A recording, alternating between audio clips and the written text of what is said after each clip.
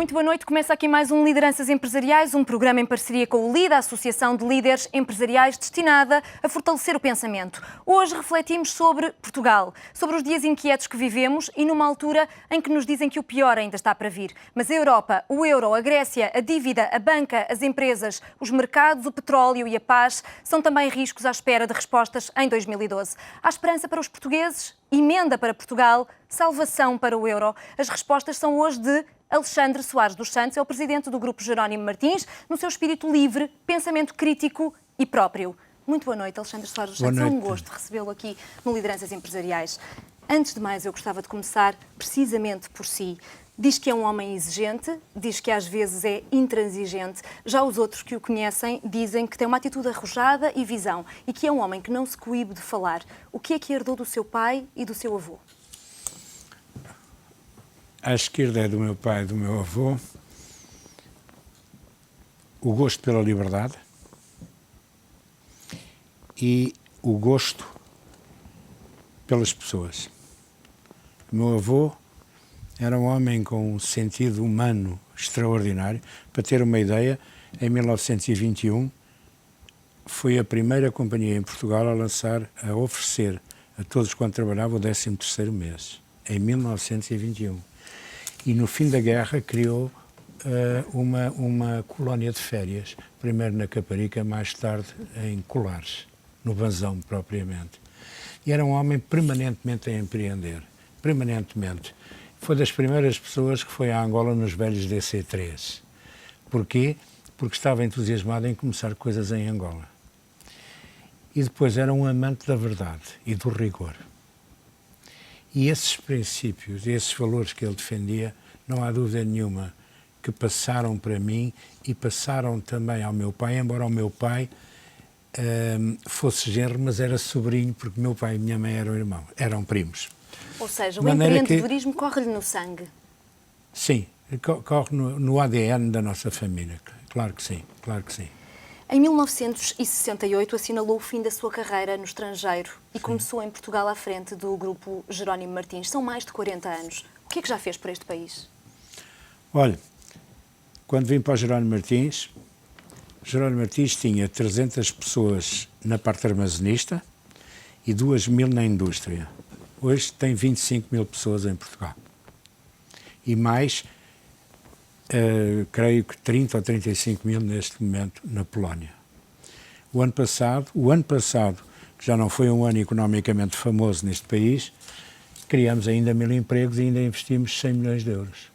Portanto, isto é uma prova de que Portugal continua a ser o nosso país, onde nós queremos investir e vamos continuar, e só não faremos mais investimentos porque neste momento existem muitas dificuldades, e as dificuldades não são só no campo dos financiamentos, são dificuldades de toda a ordem neste momento.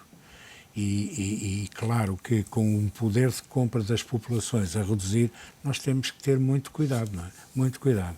Como é que acha que os portugueses olham para si? Como um homem que é um patriota, que investiu em Portugal, ou como um dos homens mais ricos de Portugal? Porque há uma diferença.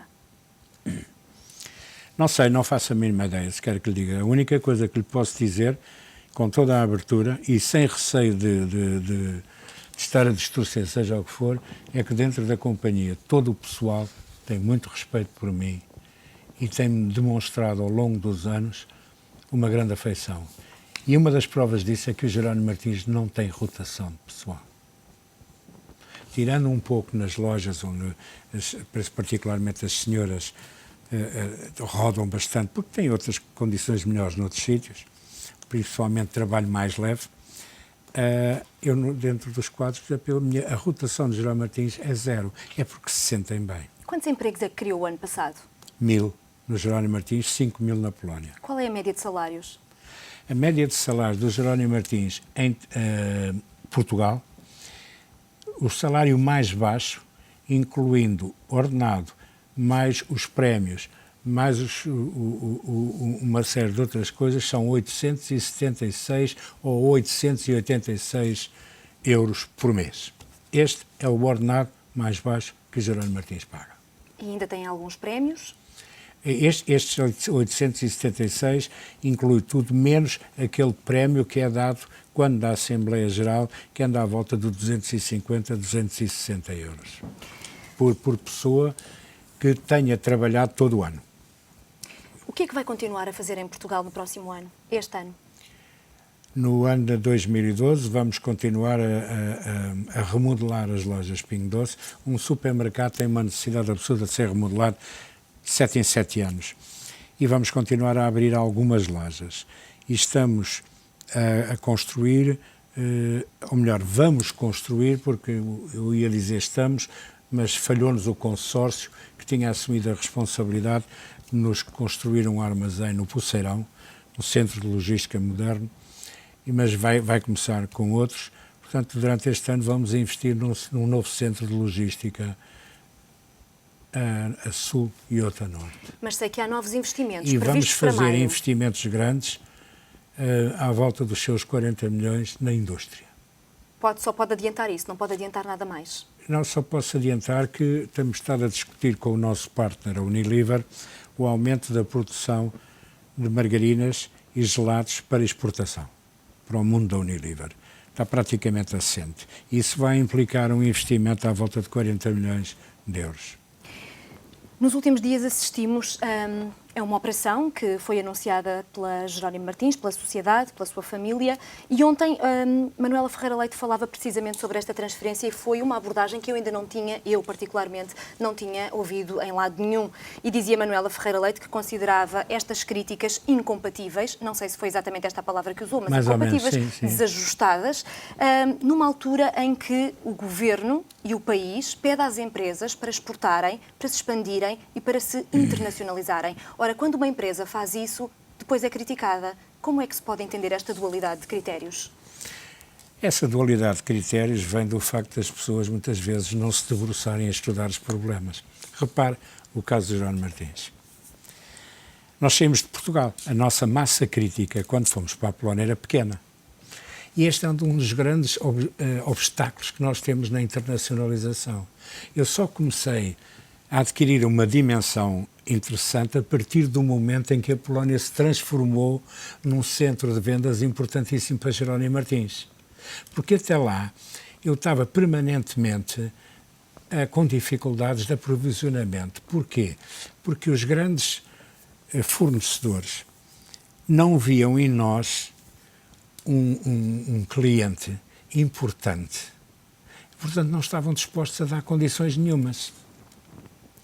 A partir do momento, e depois nós começamos a lançar a marca própria, e o meu problema com a marca própria era ter fornecedores, porque o movimento era tão baixo que não interessava aos grandes fornecedores de marca própria.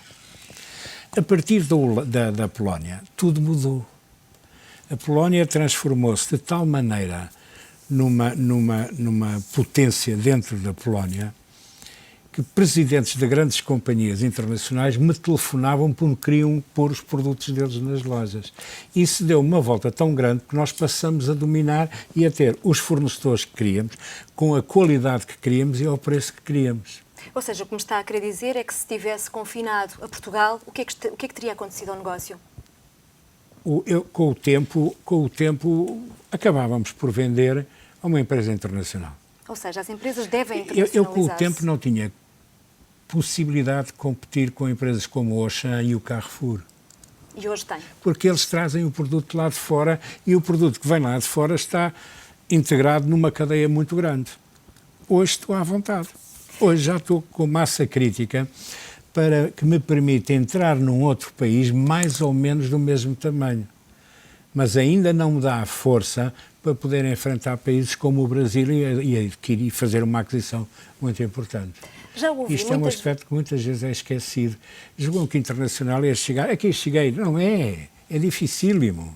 É dificílimo. Encontrar o management. Encontrar os fornecedores. Ter conhecimento do consumidor. Demora anos. Anos. E depois chega-se a um ponto em que começa a haver entre o fornecedor e nós um clima de confiança. E começam-se a fazer contratos de médio e longo prazo. Começamos a conhecer o consumidor e a saber abordá-lo. As campanhas de publicidade passam a responder aos desejos e às necessidades do consumidor.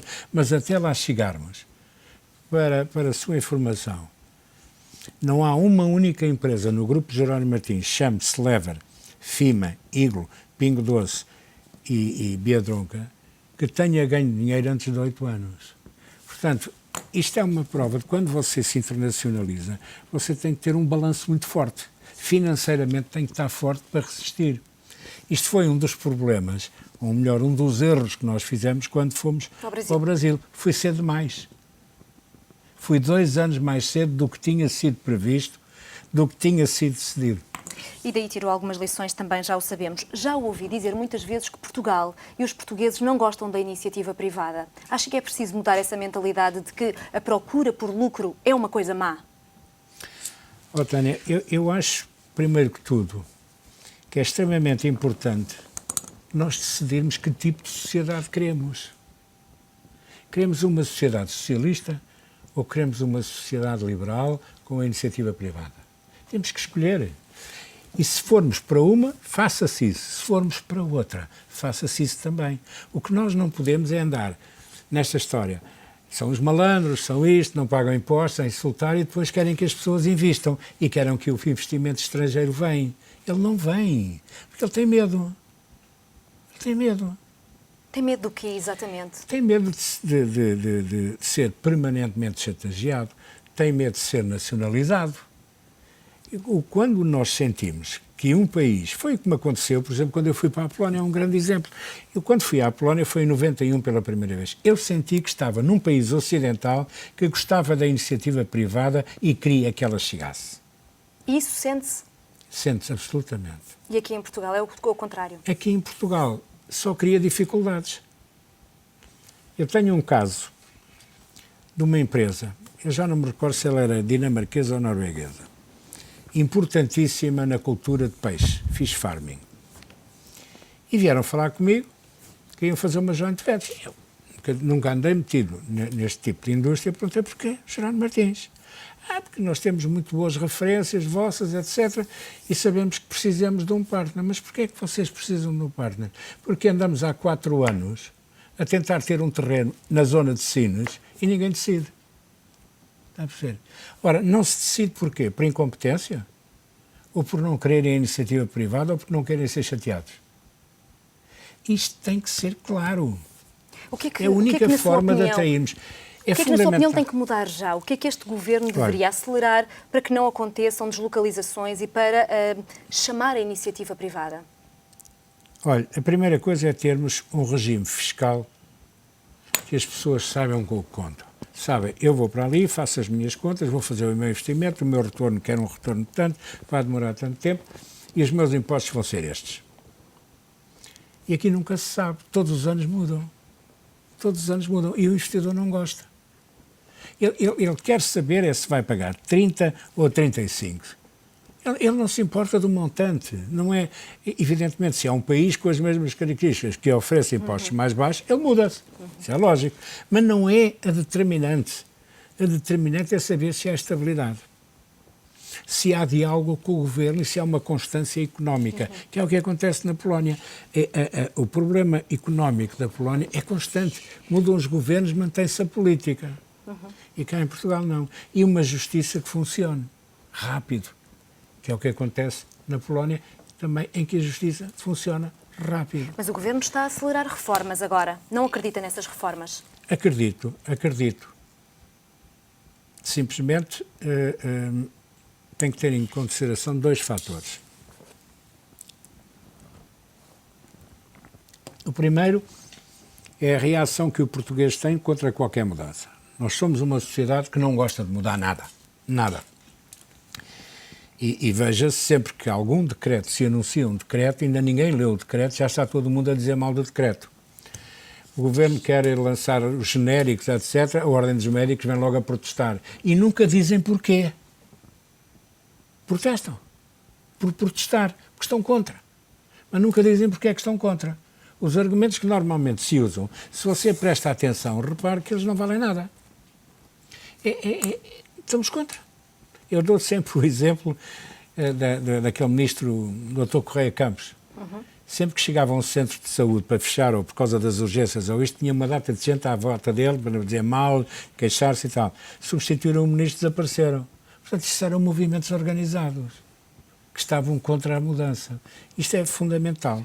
Portanto, que sejamos contra a mudança. Depois, que desapareça ou estarmos contra a mudança. Depois há um outro fator em qualquer transformação de qualquer serviço.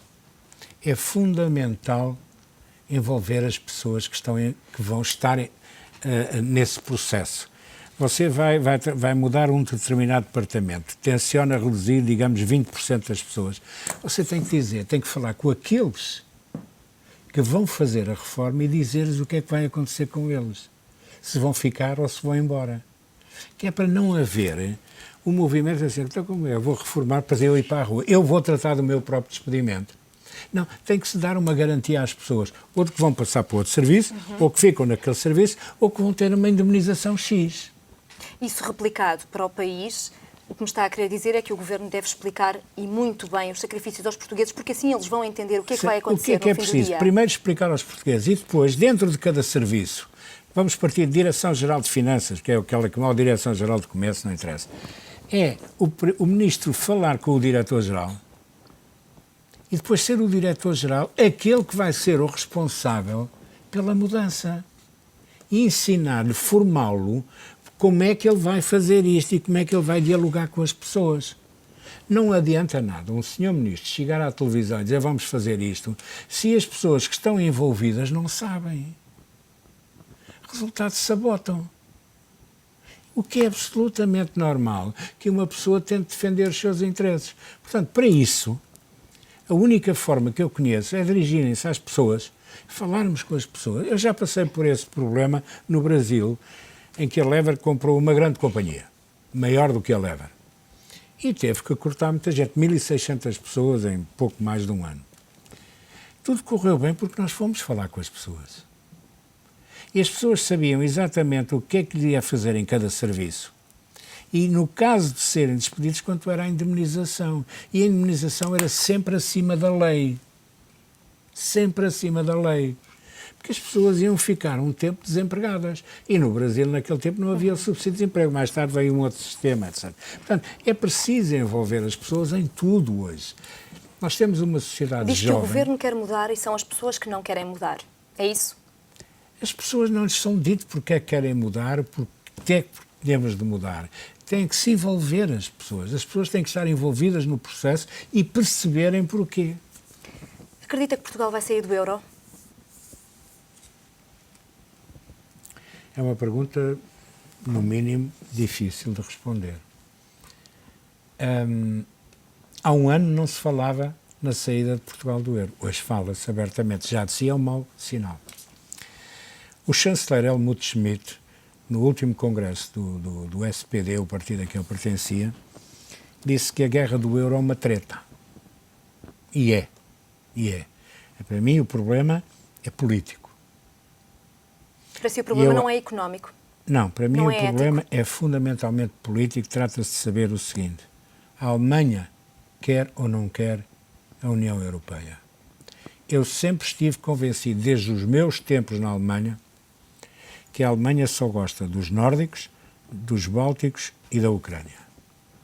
Ou seja, acredita que a Europa se vai dividir em duas? Portanto, eu acho que eles farão tudo para dividir em duas. Já fiz esta pergunta, inclusive, há uns 2 ou 3 anos ao Sr. Durão Barroso. Ele não me respondeu. Fiz ao Dr. Luís Amado, ele também não me respondeu. Ninguém me responde a esta pergunta. Mas eu penso que é isso que se vai passar. Consequências para Portugal? Para os portugueses, para as empresas, se o escudo voltar? Para todo o mundo vai ser um horror se isto acontecer.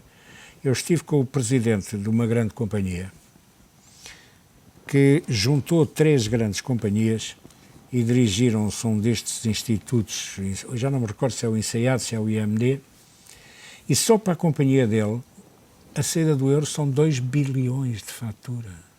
2 bilhões de euros. Uma companhia. Veja o que isto é. Portanto, isto são consequências terríveis.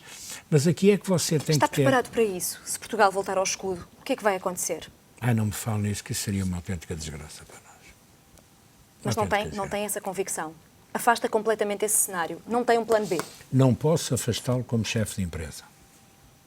Tem um plano B.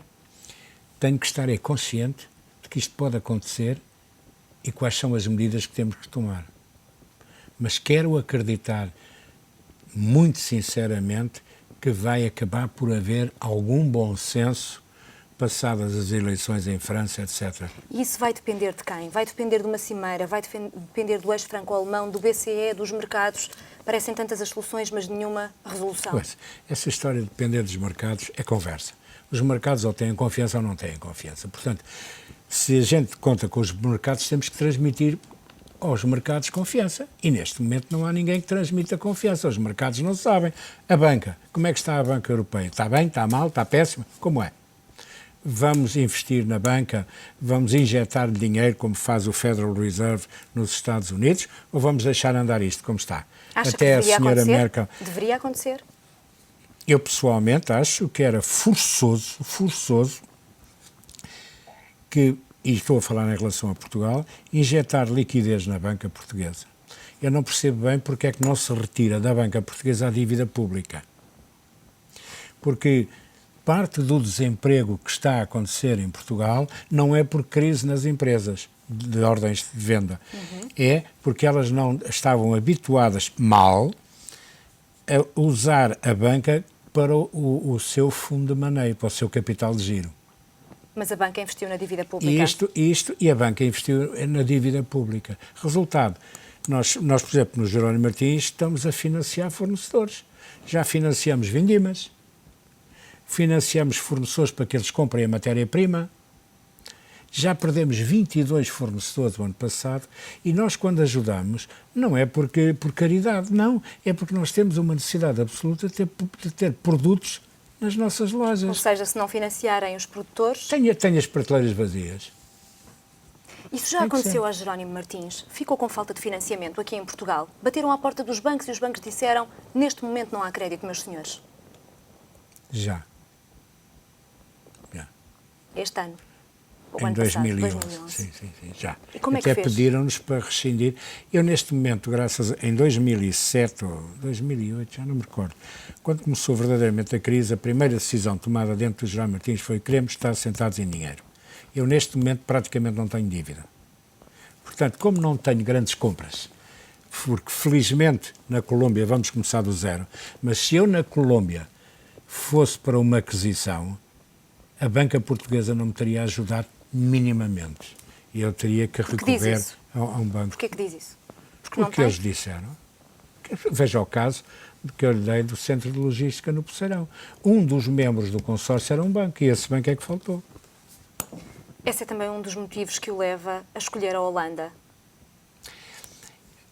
A internacionalização de um grupo, particularmente esta fase em que nós vamos entrar de uma multinacional, eu preciso ter uma garantia de financiamento.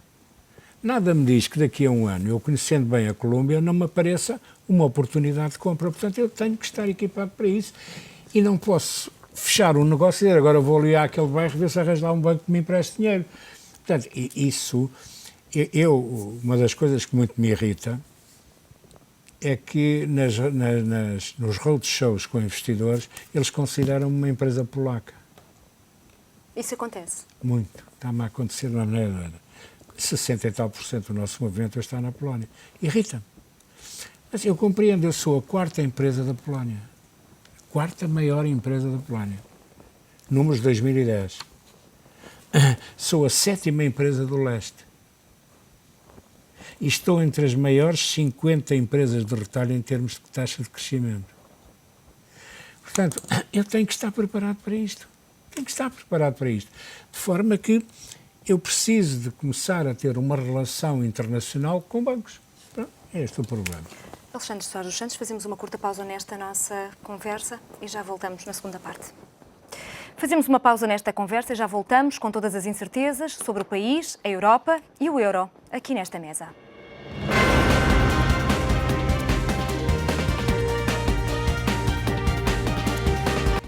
O Os dias incertos de Portugal, da Europa e do euro estão hoje em perspectiva por Alexandre Soares dos Santos, o presidente do grupo Jerónimo Martins, com quem voltamos nesta altura à conversa.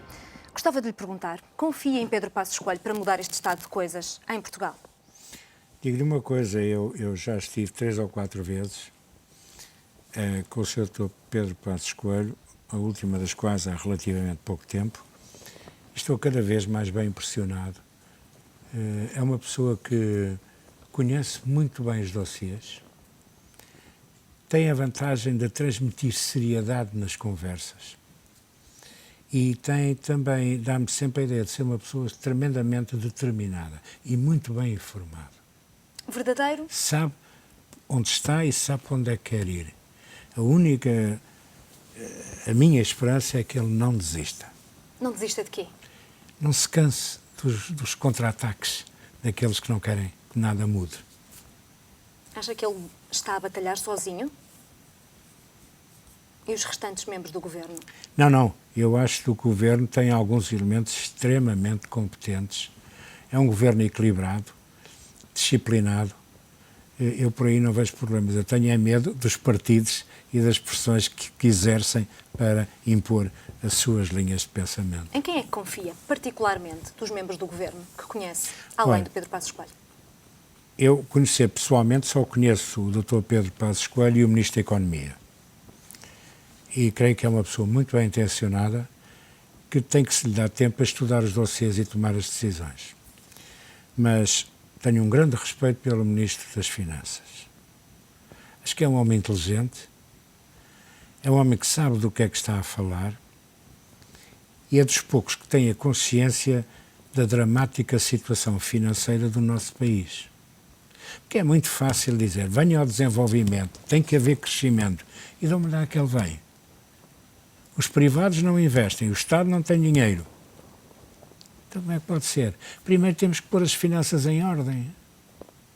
Eu creio que só se pode, na realidade, falar em crescimento a partir do momento em que as finanças estejam mais ou menos regularizadas. O que se podia ter discutido, e isso aí é uma crítica que eu faço aos FMIs e aos BCEs, você tem 3 tipos de dívida. Tem a dívida do consumo, do consumidor, tem a dívida das empresas e a dívida pública. Porquê é que teve que ser as 3 ao mesmo tempo? Porquê? Porque causaram um impacto social tão grande. Porquê é que o déficit tem que reduzir para 3% em 3 anos e não em 4 ou 5? Porquê provocar o desemprego numa Europa e ter a Espanha com 20 e tal %, Portugal com 13% e tantos outros países? Porquê criar esta agitação social que pode rebentar? Pode arrebentar? Convulsões sociais? É disso que está a falar? Eu creio que em Portugal não vamos ter. Eu acho que o povo português tem carradas de bom senso, quando é preciso. É uma pena que seja mais passivo, mas não responde aos constantes pedidos de conflitos sociais. Ele sabe que o conflito social, neste momento, é perigoso para eles. E repare que não há uma única greve no setor privado. Uma única. Anda tudo à volta dos mesmos que vão passear para a Avenida da Liberdade fazer protestos. São sempre os mesmos. Não gosta de sindicatos? Vamos lá ver o seguinte. A minha experiência com comissões de trabalhadores foi das coisas bonitas da minha vida. A Comissão de Trabalhadores olha muito mais para a empresa do que o sindicato. O sindicato tem sempre uma ideologia política por trás e tentam construir um mundo que não é o mundo do real das empresas. Por outro lado, os sindicatos ainda não perceberam que aquilo que os ingleses chamavam o white collar e o blue collar desapareceu. O operário de hoje é uma pessoa evoluída. Não é o tipo analfabeta que há 20 anos ou 30 anos. Ele sabe exatamente. É interessantíssimo você falar com os jovens hoje, seja num centro de logística, seja numa linha de produção. São pessoas com quem se pode conversar. Há aqueles que, de facto, com quem nós conversamos e que você topa perfeitamente. Olha, este não gosta de mim. Mas conversam, não insultam. E a Comissão de Trabalhadores defende aqueles que estão lá. E servem para duas coisas. Primeiro, para defender as pessoas que trabalham e como uma fonte de informação para uma administração verificar se a política aprovada para a companhia está sendo implementada pelos quadros. De maneira que eu ganhei essa experiência na Alemanha e ganhei essa experiência ainda mais em 75 em Portugal, quando eu estava na Firma-Lever. Esta espiral de austeridade, diga-me, cura-nos ou mata-nos?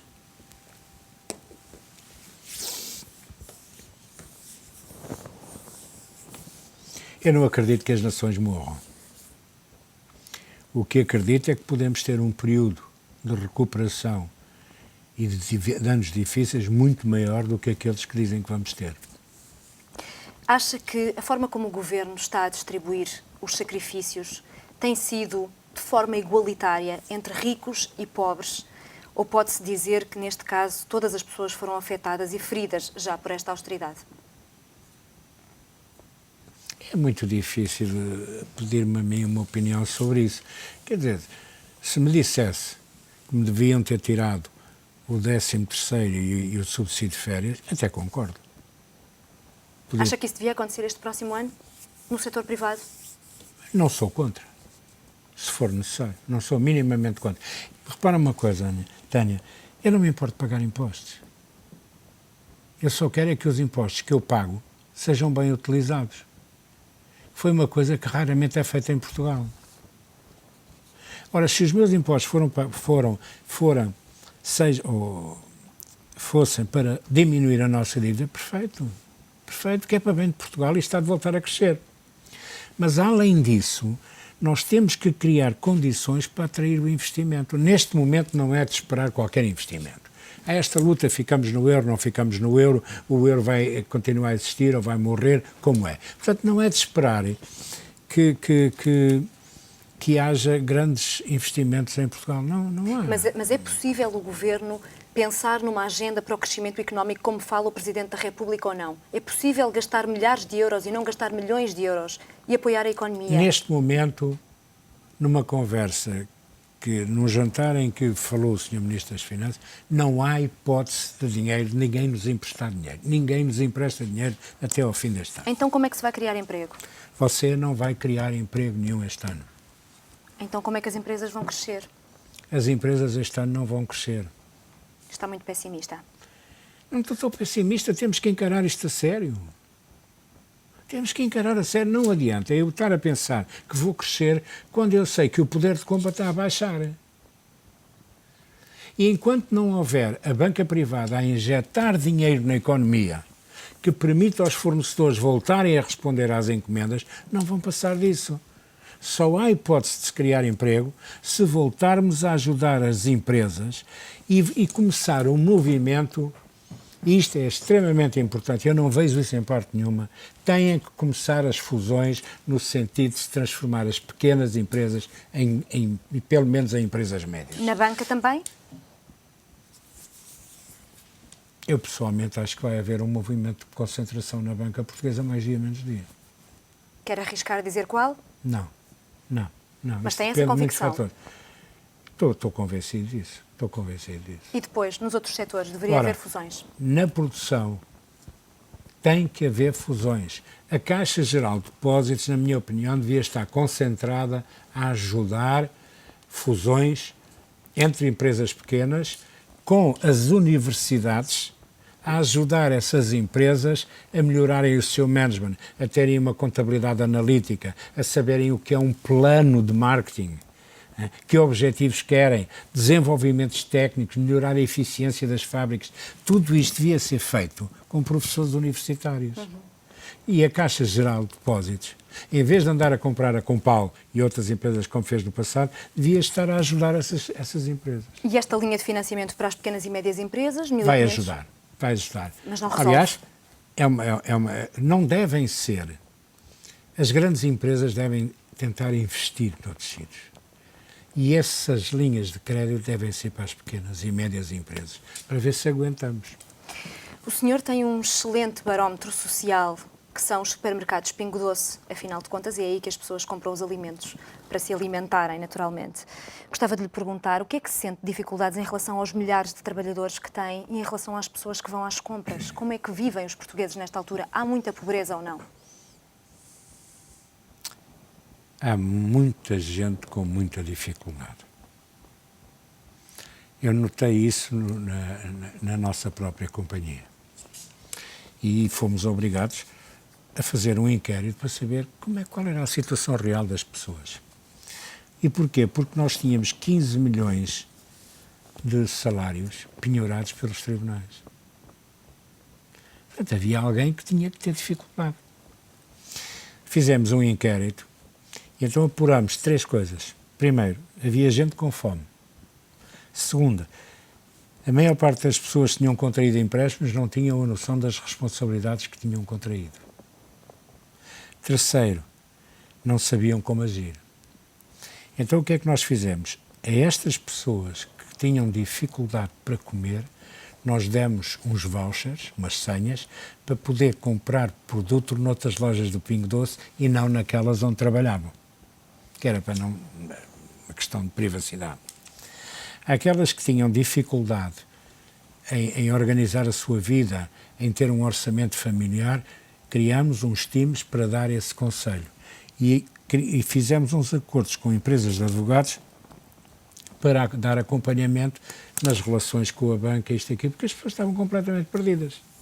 Foi essa a ajuda que deu. E em relação à miséria do país, o que é que o Governo pode fazer? Sabe, em Portugal a família ainda é uma realidade. E a família ajuda a melhorar ou a não piorar a situação de cada um, porque acolhem as pessoas, dão-lhes de comida, etc. O Estado não tem dinheiro para dar mais em subsídios de desemprego. O Estado está sem dinheiro. O que me está a querer dizer é que não há ajuda para essas pessoas possível? O Estado não pode ajudar mais? Eu não vejo como. Porque o Estado não tem dinheiro e não tem quem empreste. Perderam confiança em Portugal. Portanto, o que eu acho é que aqueles que podem, aquelas empresas que podem e os cidadãos que podem, devemos ajudar. Por exemplo, nós ajudamos muito a Cáritas. Está a falar de solidariedade agora. Tem que ser, não é? A gente tem que ir àquelas instituições que têm uma obra séria de apoio e temos que as ajudar. É essa a solução que vê. E é isso que nós temos feito com a Cáritas, por exemplo. Muito mesmo, e com outras, com o Banco da Fome, não é? Todos sabemos que Portugal tem que exportar mais e tem que importar menos. No entanto, muitas vezes não é isso que acontece. Olhando para o seu setor em particular, quer explicar-me porque é que muitas vezes a distribuição vai buscar produtos lá fora que são produzidos em Portugal? E não estou, naturalmente, a falar dos frutos exóticos, do salmão ou do bacalhau. Ouça, a distribuição não gosta de comprar produtos no estrangeiro. É uma quebra-cabeças. Dá imensos problemas. Temos que ter gente lá fora. Temos que controlar a qualidade lá fora. Era preferível ter tudo cá no país. Acontece que há coisas que o consumidor quer e que o país não produz. E você tem que compreender que se o país importa, também pode exportar. Portanto, isto é two-way traffic.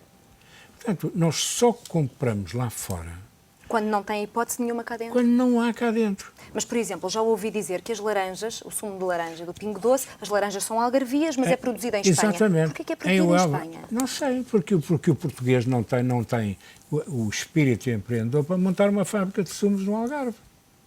E o leite? É polaco? Não. Nós importamos bastante, à volta de 30% do que consumimos, normalmente vem de França.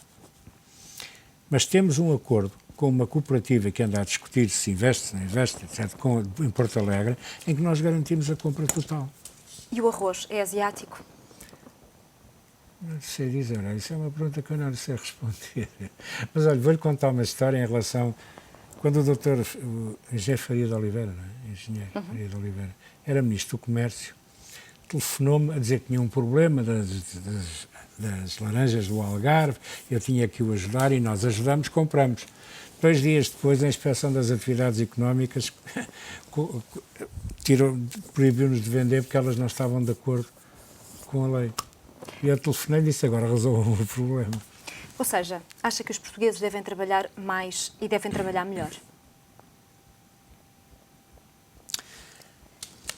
E devem ter também mais atitude e ser mais ambiciosos? É interessante você dizer isso porque eu sou das pessoas que mais louva o português. Eu levei para a Polónia, no princípio, muitos portugueses, à volta de 40, alguns que não falavam minimamente qualquer língua. E fizeram um trabalho absolutamente notável ao nível de loja. Absolutamente notável, não olhavam a horas e não me causaram qualquer problema. Extraordinário, extraordinário. E temos isto permanentemente. Sempre que se pede qualquer coisa a mais, respondem. Há, contudo, uma camada que julga que só tem direitos. Não tem responsabilidades. Está a falar da função pública? Não, em geral, em geral, em geral. Por exemplo, na Grande Lisboa e no Algarve, 30% do pessoal que trabalha numa loja falta pelo menos 3 dias por mês. No verão. Porquê? Vão para a praia. Ou seja, trabalhar mais. Trabalhar mais. Tem que ter a consciência. Dar corda aos sapatos, como costuma dizer. É. O problema é que as pessoas, de qualquer maneira, sentem-se felizes com o que têm, não querem mais.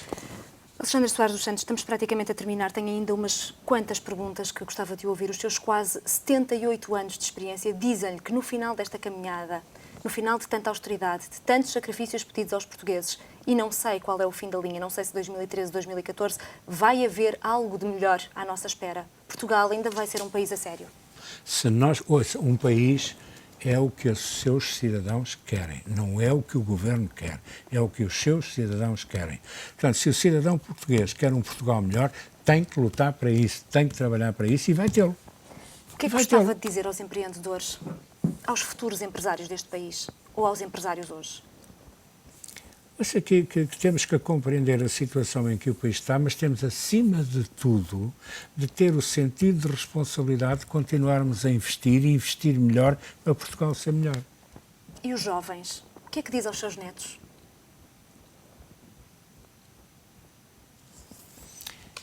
Eu sou um grande defensor da ida dos jovens para o estrangeiro uma série de anos. A minha experiência de 12 anos no estrangeiro foi absolutamente extraordinário. Eu aos meus netos estou a dizer a mesma coisa. Vocês precisam de acabar o curso e vão lá para fora uma série de anos trabalhar. Perceber o que é o mundo. O mundo não está quieto. Como eu dizia há bocado, nós portugueses vemos isto como uma aldeia e depois há a guerra dos vizinhos. Acontece que o mundo está sempre a rodar, o mundo está sempre a mudar e a mudar a uma velocidade louca. Louca. E está-se a desviar para outros sítios. Portanto, estes jovens têm que ir ver para poderem trazer para cá aquilo que de novo se passa no mundo. Aquilo que me fez entrar na distribuição foi a Unilever. A Unilever corria com o Jerónimo Martins se eu não tivesse um outro ponto forte de apoio. E de repente deixou de ser importante esse tal ponto forte de apoio para a defesa da joint venture com a Unilever, passou a ser uma fonte de crescimento e de desenvolvimento. O que é que ainda quer fazer antes de se despedir do trabalho? E creio que a despedida da Jerónimo Martins acontece em 2013. Sim. O que é que quer fazer? Tem ainda algum sonho por cumprir? Gostava de que as operações na Colômbia começassem bem. Era o melhor presente que eu podia ter como fim de carreira. O que é que quer para os seus dias na reforma? Quero viver com a minha mulher e os meus netos, gozar, olha, ficar à espera que o comboio chegue à estação. O comboio está a caminho da estação. Agora tenho que esperar que ele chegue à estação. Alexandre Soares dos Santos, foi um gosto e um luxo recebê-lo neste programa. Muito obrigada. obrigada. Prazer conhecê-la assim também. Muito obrigada. Foram as respostas de Alexandre Soares dos Santos às dúvidas que assolam Portugal, o euro e a Europa. O Lideranças Empresariais volta à reflexão daqui a 15 dias. Até lá.